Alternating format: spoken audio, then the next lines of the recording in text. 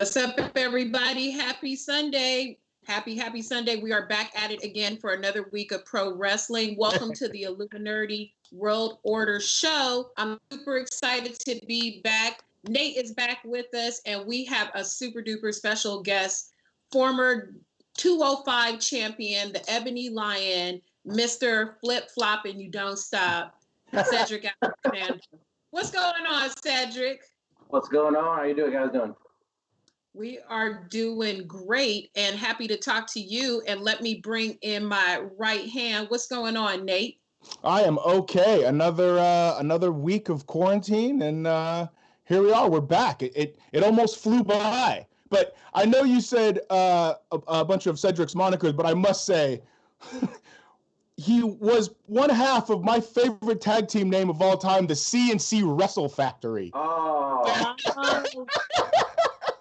Yes. That's probably my favorite tag team ever. The name alone is legendary. And then once you guys hit the ring, it was a whole nother ballgame. But if I just see the name, the C&C Wrestle Factory, and you were around any time in the 80s and 90s, that is like, those are my guys immediately. 20 years too late. I missed it. Man, so the funny thing about that name is we never came up with it. That was never something me or Caprice Coleman came up with. Really? Something like purely off, I think it was like Reddit or the internet. Like someone just said, yeah, Coleman and Alexander or the C&C Wrestle Factory as a joke. Hey. And they fought it for months to like not call us that. And then eventually they say, you know what? We got nothing else better. It's fantastic. And you guys owned it too. It's fantastic. You guys, it was a brilliant gimmick. It was a brilliant gimmick. I'm sorry to cut you off, Jay, but I had to just get that out because I didn't want to forget to mention, the whole deal. Y'all, we're going to kick it. We're going to have a conversation. We're going to talk about Cedric. It's been an eventful week. Later in the show, we're going to talk about, moves around, best fits, money in the bank. We'll talk a little bit about that and give our big conspiracy theories, since conspiracy theories are a big thing out there. So we're going to talk about all of that. But since we have our very special guest here, Cedric, how are you doing? It's been a really eventful week for you guys, and now we're on the other side of what was a big time, downsizing over there at WWE. So how you hanging in there? It's maybe a little hectic, but everything's all good. Everything's well. Family's doing good. Everyone's healthy. Everyone's trying to keep from losing their minds for being stuck in quarantine for so long. When you're on this quarantine time, what are you streaming? Like, what were like the last 2 or 3 things you probably watched over the course of this quarantine time? You know what? I missed the boat when it was really, really popular, but Big Bang Theory has really been a huge thing for me lately. I've been smashing some Big Bang Theory. It's just flowing through seasons. Nate, are you a Big Bang Theory person? I've seen it. It's funny. I like it. But it's funny because I missed the boat on Community, and I've been following up on that. I still haven't watched that either. And I didn't realize that it had been on for so long, and it's really, really, really funny. So I will see your Big Bang Theory and raise you Community, and maybe next time we chat, you'll have watched one, I'll have watched the other, and we can have a whole separate episode about that. All right. I'll take that back. Super whack then, because I've seen a couple episodes of Big Bang Theory, but I've never seen Community, so I'm super whack. I need to catch up with you guys and get me some new. You've got plenty of stuff to do. Oh my God! Please don't remind me. I'm in Adobe hell right now. But you gotta work that out. You gotta work that out. Yeah, I'm gonna get it together. We over the past couple weeks, Cedric, we went live with our inaugural show was the night of WrestleMania, or the weekend of WrestleMania, and we had Mark as our first guest, and he was super cool, and we were talking about how much we enjoyed WrestleMania and these new cinematic matches, and just watching the whole thing with AJ Styles and Taker, and then we saw the John Cena Bray Wyatt matches. Super duper crazy, super duper creative. What were some of your favorite moments of Mania? Ooh, the Firefly House for me was top notch. Like, I know a lot of people around the world are kind of split down the middle. For me, I absolutely loved it. Watching John Cena come out with the NWO belt and the title, NWO title, and great. So, I loved it. It was amazing. Behind that, I'm gonna say Rhea Ripley and Charlotte Flair. That was right on. There was points in that match where I felt uncomfortable, like legitimately uncomfortable. Like I think someone's gonna walk out with a limp or broken bones or something. Those chop blocks are rough. They were beating the hell out of each other, and I think that people now with this kind of crowdless viewing have an even better understanding of what you guys got going on in there, because every just slap and pound and throw, there's still people out there who think you guys are just kind of, light tapping each other out there. No, I have many bumps and bruises to prove otherwise. Yeah. It's funny. It's like the people that say that if they took one flat back, their win would be over. They couldn't even run the ropes. Man. You know what I mean? Like Jay's been in the ring. Jay knows. For me to be training in North Carolina, like I would see all kinds of guys, like big corn-fed bodybuilders and power lifters, football players, Marines. Watch guys take 2 or 3 bumps, and then they go, all right, yeah, I can't do this. Yeah, that's a wrap. There you go. You never see him again. Wait a minute. We got to do this every night? Every night. He's a special kind of person. Yeah, 100%. And we appreciate it. That's for sure. Well, thanks for watching. Yeah. The thing that tripped me out about that is just alone. When I went over there, they let us get in the ring in the performance center, and they're like, here, just you guys have to take the stairs for liability, etc. And I was looking at somebody came and moved the stairs for us close to the ring so we could get in. And I'm like, these are those same stairs that y'all used during the show. Yeah. I see you guys were using like aluminum foil or something. For some real ass stairs throwing people.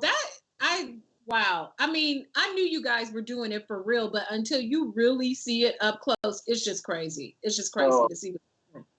I'll say something funny. So, like, as like a fan growing up, I would always see guys get run into the stairs thinking, I'm big and tough. I can run into the stairs.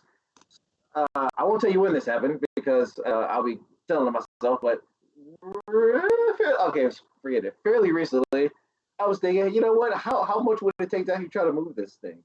So, like, I just tried to get up under it and try to shove it myself. And then, I might throw my back out a little bit. But then, like, when I watched Roman, like, get run into that thing, I the pain. Right. I've hit him before, and they haven't budged. You got to commit. Roman hits them, they go flying. Yeah. And I got bad shoulders as it is, so, like, I can't be hitting those things too often. Yeah, we need you in the ring, Cedric. So I need you to just relax on the stair bumps. On the stairs. Yeah. We can't give away all the secrets, but before we get off of these stairs, just to pull the curtain back a little bit, what is the proper way to hit them heavy ass stairs? There is no way to hit those stairs. Okay, all right. You know what? I say this: you got 2 options. You could be small and they don't move, or you can be big and they move. That's it. That's not all you got. Fair enough. That's it. We were talking when we knew you were going to be our guest, Cedric. Nate and I were talking about, what we would ask you about. And Nate brought up some really fascinating stuff about your ring gear. Nate, you were telling me that you were just really a big fan of his ring gear and some of the inspiration behind that. Yeah, I know a few. I know that you did a Miles Morales one at one point, correct? Yep. You also did a Black Panther one, correct? Yeah. So I'm a big comic guy. So when I notice stuff like that, it makes us nerds pop when we see it. We're like, oh, I'm seeing what he did. You know what I mean? And it's just I just want to let you know that it's appreciated. And where do you get? How long does it take to get a set of gear made? Do you only like to pull them out for certain event? How often you if you can maybe peel the curtain back a little bit on that? Like, what is that like? So if I could show you my gear closet right now, it's pretty full. It's pretty full. So like when I order gear like 4 or 5 sets at a time sometimes. Sure. So and like that's every couple months. I'll just like run through gear. So like usually it varies. Some guys get it done in a month. I got a real special guy, not giving away the secret, who can get it done in like 2 weeks. Oh wow, nice. Yeah, so yeah, I can pretty much have gear whenever. But do you have to run that by anybody? Can you just like show up and blow up? You're like, yo, here I am. You know what I mean? Like, okay, yes and no. As long as you don't have any like you don't have to answer. I mean, I'm just as long as I got a giant, Piggly Wiggly sign on my back, Yeah, right. No, I see what you're saying. Yeah, but there's so many times I showed up with gear going, is this okay? Someone gonna yell at me for this? Yeah, and I'm sure you hop Woods. I'm sure Xavier Woods loves when you pull out some anime or comic inspired gear. I'm sure you pop him. He pops me with stuff he comes up with. Oh, that's for sure. That dude he's got his fingers in everything. He's killing it. He makes unicorns amazing. I never thought that. Enough. Unicorns amazing. I don't see how he does it. Yeah, I feel. All those brains, you guys are pretty smart. You guys are tuned into so many different things. Now, as you guys, you're starting to pivot into this next chapter of the Age of Alexander. We've been seeing you pair with Ricochet, and we've been wanting to see that for so long because you both are so acrobatic and you can do so many crazy things in the ring. How has that pairing been for you? And is it hard to over the ropes, under the ropes, through the legs, around the corner and through the woods? Is it hard to plan those spots because you guys are both so active in what you do in the ring? Me and Ricochet are like two sides of the same coin. There's certain things he's better at that I'm not, and same thing vice versa. I like to think of Ricochet as like pretty rainbow that you see just floating over. You know what I mean? Like he flies and you just have to watch him. You just go, wow, that's amazing. I'm just the bullet that kind of shoots through and you try not to get caught. Right. I think we copy each other very well, but at the same time, he picks up where I falls down and I pick up where he falls down. So it's been super duper easy. Us coming up with intricate ways to flow off each other's timing has been very easy.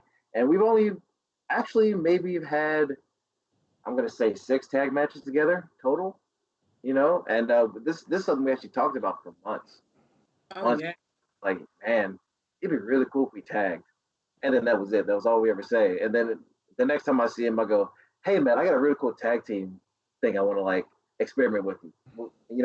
Just throw it at you, see what you think. And man, we just vibe. And then how does that happen? And then the office just saw it or and said, hey, these two dudes are coming up with some cool stuff. Let's see what happens. Or I mean, that's kind of how it went. Like that. Right. I know we have like certain producers that we work with. Sure. Go the ins and outs of being on the road, and then they kind of realize, hey, me and Ricochet hang out a lot. They kind of kind of cool these guys tags, and just kind of like, all right, this producer like this one, this guy like this one, and goes, hey, it's a good idea if we just try and see what happened. And we had our first match together, and it went well, and we just kept rolling. I like it. Well, this past week, you guys have some nice little coordinating gear there. So have you guys made it official? Are you guys going steady now, or Are we going steady? Yes, we are going steady. I guess. Well, that was good. That was Jay, just keep us on our toes. Bravo, ma'am. I like to think I'm funny. Ha ha. I think that's good. You got me. A couple little jokes here and there, but we love to see it. You guys are all over the place. It's a long time coming to see those styles. It's like some black luchador superhero comic book stars. So you wait. It's like you said. You wait until they start matching up their gear and stuff. It's going to be ridiculous if they let them go. We got a lot of colors in mind already. Yeah. Already around with colors. Wait, but speaking of colors, I had to say, you know, I made Nate laugh with this last week. I was like, this was the blackest Raw I have ever seen in my life. And it wasn't even February. It wasn't even Wow. I mean, yeah. That's almost like classic Vince too. Is he like where he makes dudes lose in their hometown? So he was like, we're gonna do this super black Raw, but we're gonna wait to put it out until April. Yeah. Wait, I still got my pick this week again. You know what? I got a long extended one. I gotta find it. Now you see, now I feel challenged. You got that little baby one. I got this big boy. I'll throw at you. I know. You find it. That's all right. But thanks for holding it down. You know, the hood appreciates it. Thank you very much. We love to see it. We love to see it. For the record, I'm probably like the least hood person you'll ever meet. So let's not even pretend right now. Let's not even pretend. Here in the island of Inglewood, we thank you. Future home to the Los Angeles Clippers. Sorry, I had to get a shout out to my team. Oh, really? You know, here's something I was wondering, especially given your style, Cedric. Now that you guys have to do the show with the empty arena, kind of doing it in a performance center because of the COVID, obviously. How has that been like? Because so much of that acrobatic style feeds off of the ooh and the ah of what the crowd is seeing. How has that been for you? And would you be interested in saying like having like a lap or like an ah track in the back where it would be like an old school sitcom? Would that help or hinder? For me, that's weird. Have a laugh track in the background. Where's our soundboard? Where's our soundboard? I want to do the ooh. So you know what? So about that. I've been on indies where guys will have a soundboard thing ready for a certain point of their match. All right, I'm going to make my entrance, and all right, it's going to go quiet. And then this happens, and then, throw the music. Really?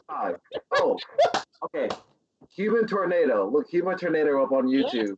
I've seen him. I've seen him many matches where he will break out and do kid and play in the middle of a match. It's great. I love it.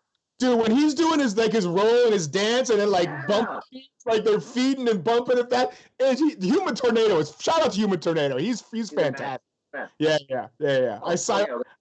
I've seen him at some small indie shows in LA and he's a good dude. He's a man. All right, get on track. So for me, honestly, I've wrestled in front of 15 people. I've wrestled in front of 5 people. I've wrestled in front of no one numerous times. So for me, I just try to think of what would the crowd like to see? How would they react to me? And I try to always think about that. And every time I have a moment where I can clearly think to myself, I always think that, all right, the crowd's with me here. The crowd's with me here. And for me, that's something that I think I've always done. Even when I'm doing practice matches and training, I almost never go 50%. I'm going 100 almost every time. You know what I mean? And it's one of the things where I guess it's a classic cliche now. My coach George South would always tell me, practice how you play, and I try to play 100% because I want to be 100% all the time. I think it stands out.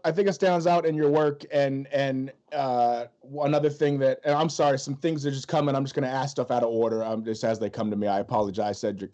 One of the matches I did want to talk to you about was the Cruiserweight Classic match with Ibushi. That, buddy. Can we talk about that one for a second? Sure. Where do you want to start? What is it like? Okay, the first thing I have to ask you is how do you put together, and I don't give a fuck, sorry, we're going to curse. I don't give a fuck what Dave Meltzer, where the half a star went, but how he gave that 4.5 instead of 5 is, it's beyond me. But what is it like? How do you put together that kind of match with a dude that doesn't speak English? And I'm assuming that you don't speak Japanese. I do not speak English. See, I was quick to You know what? He had a translator there. Nakazawa, Michael Nakazawa. Okay, yeah. At the time, if I remember correctly. And he helped out a little bit, but a lot of it was... You just feel? Yeah, we were just it was a lot of pantomiming, and wrestling is universal. And there's a lot of points in that match where I couldn't communicate with them, and there were things that happened. I was like, well, here we go, gotta adjust. It's like wrestling charades. It's like yeah, pretty much. Right. Like it was that was a moment where, aside from how the match was received or not, I felt like a professional in my, because I was like, I'm able to work a match with a guy that doesn't speak any English. No, you didn't make it work, bro. Like it was the match of that whole tournament, like without question.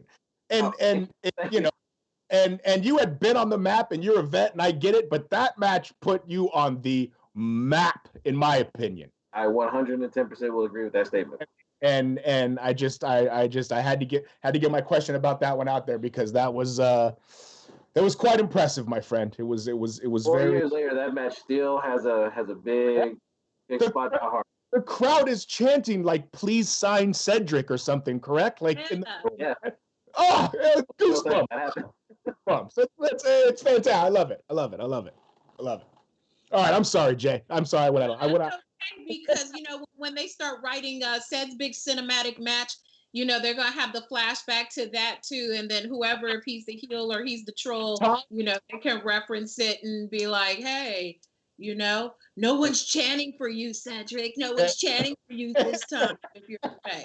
Are you writing out my biography pick right now? Is that what you're doing? You never know. The wheels are always turning. I'm just waiting for them to, give me a call. Let me help y'all with that creative. I have a lot of ideas. There is no stopping her from this point forward. I'm gonna call you guys. Movie maker now. Yeah. Like, guys, that's some good shit. Do it again. Do it again. Let's run it back. Let's run it again. So now we are, about 2 weeks or so? What is it? The 19th? A little more than that. Maybe like 4 weeks from the upcoming Money in the Bank match. How much? What can you tell us anything about Money in the Bank? I know you can't tell us nothing, but I'm gonna act like you could tell us something about Money in the Bank. I can tell you about as much as everyone else knows.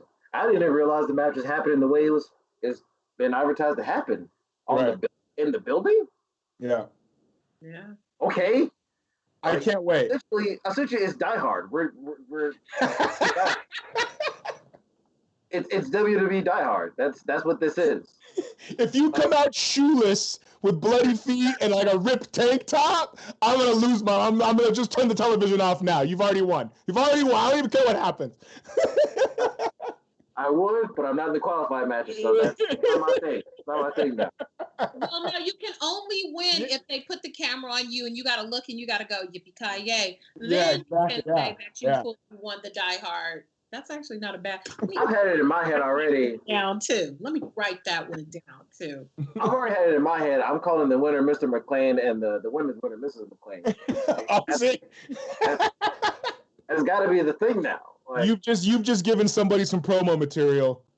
Ching ching. I want my 10%. So it's film now. We already know this is on film. Remember you exactly. We know what matches that we like to see, and we always kind of wax poetically about how we would put a card together, etc.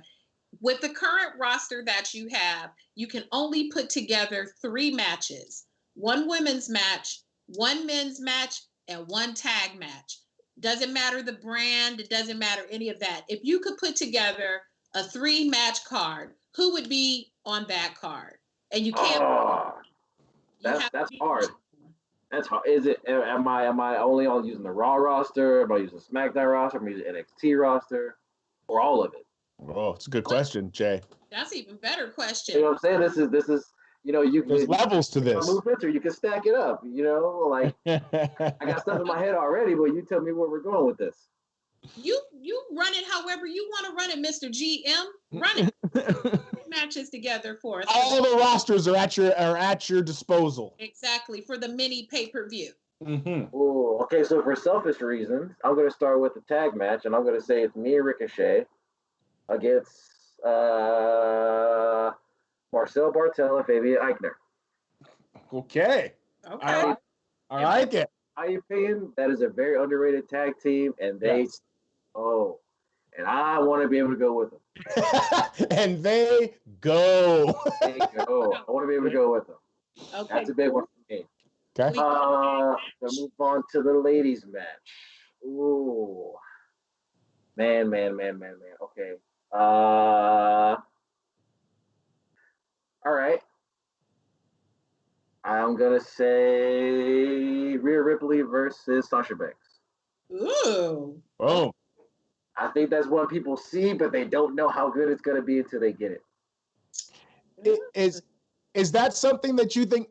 Do you think that now, obviously, if you can't answer this, don't, please, by all means, don't answer my ramblings. But do you think that there's angles and things that they're waiting on until they can get live arenas again? Or do you think they're gonna try some things out to see how it goes for the reaction on the internet? Honestly, that is something that I wonder myself. Right. There's a lot of things right now to keep people interested, or you wait until everything is a little more settled and calmed down and people got back to their lives, and then boom, you hit them with something out of nowhere. Right. So 50-50. Do you think that these cinematic matches, once they're not a need anymore, do you think that there is going to still be a place for them, a year down the road from now because of the success of them? Oh yes, 100%, 110%. Gotcha. Definitely. It's just a new way to express in the art form that we already do now. Yeah, 100%. I totally agree. We talked about it with Mark Henry as well, and it's almost like an untapped. Now it's like an untapped mine. You know what I mean? That you're just like, yo, people really reacted well to this because it was so dope. And I just hope that they don't go to the well one too many times and beat us over the head with it. But if you had one or two of those, every month or however you want to work it, I think that is a very cool place for wrestling to go. It definitely could be, but the problem with that though is it could be so cool that not everybody wants to do it, and everybody wants to do it shouldn't do it. Right. And it's to me, I look at it. It's a very special set of characters. You got to do that. You can't just put anyone in there. That's got to be a very special thing. To me, Taker's the king of it right now. Just saying. That just extends his career another decade, if you ask me. I was gonna say 2 decades. He can pull that off. So if Sylvester Stallone is out there running down the Expendables at almost 70, like where's the ceiling? Just saying, bro. We can have Taker going on to his 80. Yeah, right. I'm here for it. Yeah, fair enough. Henry already told us if they start making it a regular thing, he ready. He said he's coming back. He's gonna give the Hall of Fame status back, and he said, if I only have to run for like maybe 2-3 minutes, I'm in. I'm into the cinematic match. My trainer always said, "Work smarter, not harder." Okay, that's the way the business works. Smarter, not harder. Oh wait, I had like one more match, didn't I? One more match. Oh, see, I should have stalled for more time. Now I gotta think of one. That's rough. Wait, are we restricted to WWE only? Oh, that's funny because that's going to lead up to a question I had. Okay, we'll get back to that one, but I want to say if we could cheat a little bit, I'm going to roll back the clock a little bit, and I'm going to say I want Muda versus The Undertaker, WrestleMania. Did you say Muda? Muda. Nice. Muda. Yes. Oh, yeah. Yeah. Muda. Yes. Missed and all. Just saying. If we could have had that match, man. Yep. Hey, I mean, Muda's still wrestle from time to time. We could pull up a boneyard match. Listen, Great Muda right now cinematically could probably work. Bro, think about it. Muda and Taker in a boneyard match again. Oh, think about it. Yep. And at the end, at the end, somewhere Sting just pops up, wants the winner. Hey guys. He's got a vulture on his arm again.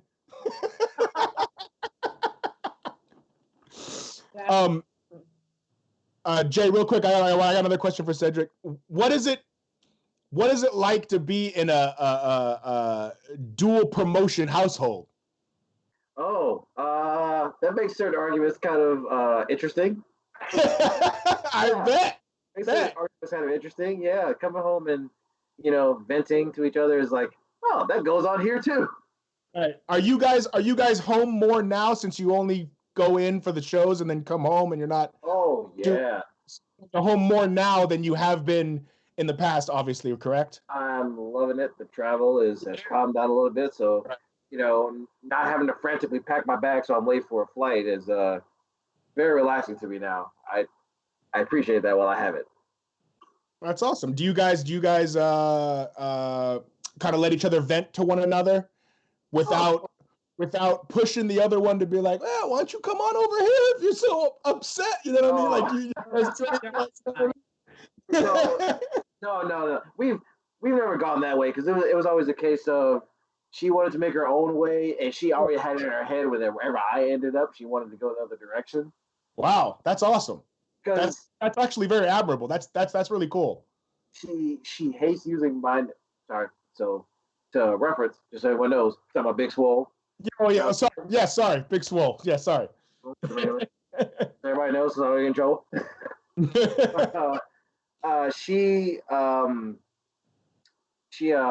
been wanting to do it her own way the whole time. She never wanted to use my name to help get bookings or be like, oh hey, my husband is this guy or my boyfriend is and that's something she never wanted to do at all, even from training with me. Like she never really wanted to do my moves or anything. Like she wanted to do nothing like me. And like that's something that I was like, man, okay, cool. No pressure on me either. Yeah. So everything she's got, it's all 100% her, from the gimmick to ring gear, everything. She's all doing her own thing. Now, on the other hand, I ask her for help all the time. all the time. Help me. I need ideas, baby. Help me out. Like so, yeah. So she's the brainchild. Behind every strong man is a stronger woman. Swole woman. Yeah, it's a swole. Behind every strong man is a swole woman. That's good. Oh, I gotta use that now. That's a t-shirt. She should use that. Oh, did I said it? Well, I mean, it was said on my interview. So you know what? Fair enough. Yeah, you guys can work that out over dinner this week. She'll probably win. Just remember the Illuminerdi show. Cut us our 5%. Remember your friends over here. 5%. Small percentage. We already have a piece of Mark Henry's pre-prepped meals that he's gonna make. Oh yeah. Remember that? Oh, I got somewhere new to get my meals from. Make it shopping a lot easier for me. See, I'm tripping. I'm just over here just passing out good business ideas. I'm turn myself into like a think tank. So like Rand Corporation or something like that. I'm gonna be the new think tank for all that kind of stuff. We are. So you are back at it. Coming up this week, more action with Ricochet. We kind of heard that there might be live crowd kind of coming back for you guys. Do you know if that's in fact a solid thing, or are you guys still doing the pre-tape there at the Performance Center? So I heard a lot of different rumors, like crowds could be allowed up to 100 people at one point and stuff like that. But that's all, hearsay, whatever. But as far as I know, stick with the same schedule, going all the way to July, I believe. As far as I know. But right, and you're traveling from I'm in Florida. You're driving to work. You're driving to work. Yeah. Remember, like I said, I'm not frantically packing a bag to right. And I forget. Oh no, I'm like 2 minutes down the road. Oh, good. See, look at that. You can pack a little lunch. You should just wear like a little, little blazer and pants, since you go into a brick and mortar every day now. Ma'am, it's like 90 degrees outside. As soon as I step outside, I'm sweating. Oh man. As soon as I step outside, we were just very saddened, as part of the business, we know, because of the slowdown with what's going on worldwide. And we were very sad to see a number of your colleagues have to, separate from the company right now. On a day like that, did you guys have any warning that it was coming? Did they say folks might come back, or what all did you know? Did you know anything about, did you have any kind of pre-warning that was going to happen? No, I found out the same as it right when everyone else did, as the feeds were going on Twitter. I found out just when everyone else did, so I was kind of shocked by a lot of people that were let go, and yeah, it sucks all around for everybody, for the individuals involved, for the company have to be put in the position to do it. Just this whole situation sucks for everybody, so it's one of the things, like, it hurts now, but I know at some point everything's gonna get fixed, and these guys will be back because they're too talented to be left and to not do anything. You know what I mean? Yeah, that was one of my questions too. Do you feel like, I mean, listen, obviously all them guys are gonna and girls are gonna land on their feet in one way or another, whether it's AEW, Impact, the Indies, New Japan, Ring of Honor, however it all shakes out. Do you think that some people, and let's just say for the sake of argument to play devil's advocate, let's say you got released. Do you think that some people got released with kind of a, hey, we have to do this right now, but go out there, do your thing, and we really want to bring you back once business picks up? Like, do you think that some people got that treatment? And if you were let go, would you appreciate that from the company that you busted your ass for all these years? I think anyone would appreciate that. I mean, of course I can't say for sure if anyone did get that kind of treatment, but right. Of course we would all appreciate that. Sure. I know people have their frustrations with being on the road so much and X, Y, and Z, but this is obviously the best place to work. Right. I worked really hard to get here, and I don't plan on leaving anytime soon. Sure. So I'll make the best of this opportunity, the best that I can. So, if they tell me, hey, it's your time, then okay, I understand. It is what it is. I love wrestling. Sure. You know what I mean? I can do it here. I can do it back on the Indies. I can do it wherever. So for me, it would suck, but at the same time, if the door is to come, if the door is open to come back, then I'm more than happy and willing to do so. Is there a brand, since you're on since you survived, as you should, because they see a talent when they that they want to hold on to, is there a brand that you feel is best suited for you now after this whole shakeup? After you look at kind of the landscape of the rosters for all the different brands, quote unquote, under the umbrella? Ooh, I think Raw has always been like kind of like a top one for me, because especially when I made my main roster debut, it was on Raw. On Raw, right? Only introduced to us in that I believe 4-way match. Me, Grant Metalik, Brian Kendrick, and Rich Swann were in that match. Oh, nice. That was a huge moment for me. So for me, Raw is gonna be special for that. SmackDown, man, my boy Ali is there. That was the Cruiserweights, show that we tagged along on. So SmackDown special, but selfishly, maybe NXT. Just because I have a lot of friends that have just recently been signed down at NXT, and I would love to get the WWE ring and tear it up, Swerve. Yes. He's one of the guys. He comes to my house all the time. He's like my brother. But if we can get into a ring and WWE ring and show the guys what we can do, then that's a whole different story. Yeah, I think NXT. Listen, I'm not gonna lie. I don't owe Vince any money. NXT is the brand. Yes, NXT is the brand. If you ask me, there is so much. We talk about NXT every week. There's so much good stuff going on down there that if you went down there, it would just be. It's just, I don't know, man. They're doing things right. I had my small taste down there. I remember actually my first match there was against Andrade.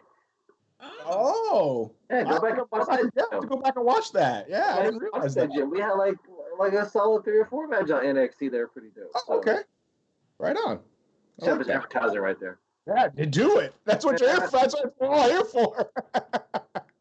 I remember one of my favorite matches of yours in recent years. I loved when you got to do the thing with AJ Styles, when they kind of brought you in, you were in secret, and you had the jumpsuit and the mask on, and then it was revealed like, who's in the jumpsuit? It's Cedric Alexander. So it was cool to see you in a matchup with AJ Styles. I wish that would have gone on a little bit longer. That was so cool to see the two of you out there.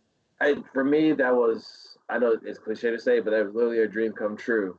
Because when I was coming up and training to be a wrestler, AJ was the guy I was watching. Like, I got to do stuff like this guy. I got to move like him. Like, even to the point where I wear the little chokers when I wrestle. I got that from AJ.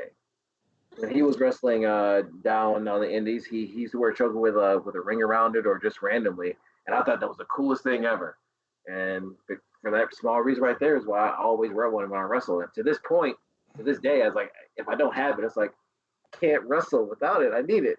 I want to say that I've almost remember seeing Shawn Michaels wear that against Austin at 14, but Yes, he did. He did, right? It worked. Yeah. Score one for me.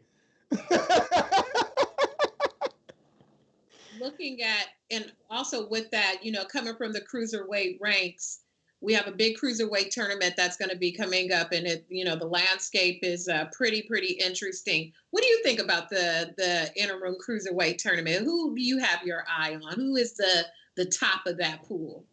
Oh man, I'm gonna have to say top of the list. Oh, top's hard. Who win it? Who win it, Sid? So we can put it down. Who win it? I'm gonna have to give it to Isaiah Swerve Scott. I'm gonna have to give it to him because he's coming in with a lot to prove. He's been grinding through 205 ever since ever since I think I left and he jumped on right after that. So yeah, so right when he jumped on when I left, he's been going through people slowly but surely, and he's been getting some good wins. Now I saw he did lose to Akira Tozawa, but that's only one match. It's a round robin. Right. All right. One's got the most endurance, and I think he's got it. Like just watching him grow from what he was when I first met him like 8 years ago to now, he's a whole different wrestler. And it's really been a pleasure and honor to watch him grow from, super energetic high flyer to a guy who can literally tear your arms off. Trust me, he's trying to do it. It's got to be fun to be able to go through this experience with your boys. You know what I mean? Like, or your friends, whether you made them on the roster or knew them from the indies or whatever. That just seems like it's like a definite plus and a really fun, aspect of the business that some people don't really, talk about.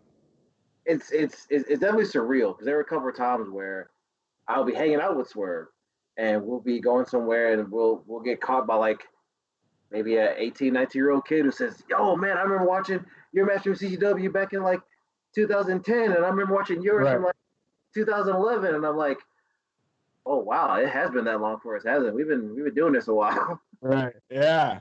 We've been hitting it hard. So like, it's even weird to think that I'm in the position now where guys I was looking up to were, guys like Shelton Benjamin and AJ Styles, they were, top of the game, traveling the world, doing their thing, trying to be the best that they can be.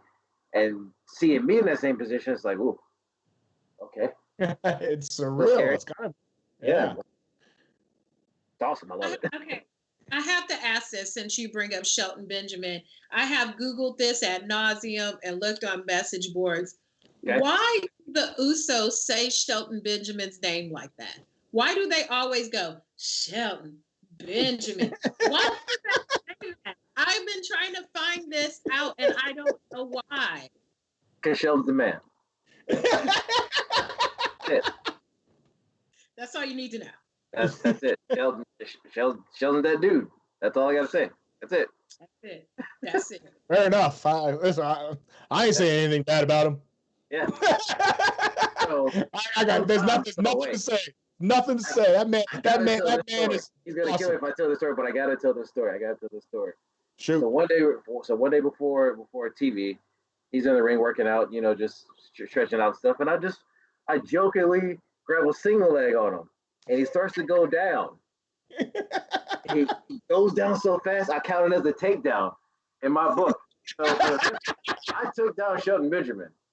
He didn't know. He forgot that I could shoot wrestle for a second. He forgot that I knew some amateur wrestling, and I single legged him. I gotta take down Shelton Benjamin. He went down to a hand. Okay, to be honest, he immediately like threw me afterwards, but still, the point is, it doesn't matter. You got a takedown. I got a takedown on Shelton Benjamin. That's not truth. You ask him, it's the truth. We're going best. The new headline is going to say Cedric Alexander says he took down Shelton Benjamin because he can't wrestle. That's big truth on that. Yeah, that's truth on it. He went down. That's all that matters. I took him down. Hand or not, it's a takedown. Went down. Exactly. Okay. Since I'm trying to be all nosy and everything, the hidden camera mystery hacker on SmackDown. Do you have a theory of who the mystery? We want to know who the mystery hacker is. Who the mystery hacker is? It's someone who's nosy. It might be me. That's all I got. Man, you know what? I heard someone say it could be Tucker. Or your boy Ali. You know, that's what he has been kind of quiet with me about that lately. He won't answer me when I ask him. Hey, I have one more for you real quick, Cedric. I noticed an Xbox controller in the back. Yes. What was it like to have yourself in a video game for the first time a couple years ago? Ooh, okay. So that joke of, hey, don't bother me, I'll play with myself. Yeah, that was for real. That got real played out after like the first 20 times I said it. But do you guys do like the NFL players do when the ratings come out and compare ratings? Man, okay. So what? That first game I was really like a 77 or something like that. It was like 2018 was your first year? 2019, 18? 2018. 2018. Okay, got it. So when that one came out, I think it was about like a 79 or something like that. I was like, oh no, right. I'm at least like a 90, sir. The disrespect. I was like, how dare you slap me in the face like that? You give me a 90. I don't care how high it is. Dear 2K Sports. Oh, I can tell you now, almost every year when those ratings come out, we're like, come on, guys, really? I love it. That's got to be such a fun day and I'm sure some of the guys who are rated high because they're more popular as opposed to maybe their in-ring work, whatever, are just peacocking through the locker room like, yeah, I'm that 92 guy, Baron Corbin. I could see being that dude. Like, you know what? I can't even lie. Half the guys are like, it's cool. I'll just change it anyway. Like me and 4 or 5 other guys were like, nah, forget that. Yeah. This is how they see us. I'm just saying. Look, I got the best move in the game. You better like your stats on that. Fair enough. Everybody else's moves, but I'm still a solid 95, even though I'm doing somebody else's moves. And see, you got it. Come on now. Fair Put enough. respect on it. Fair enough. Put respect on my name. Please. Well, Cedric, this has been amazing.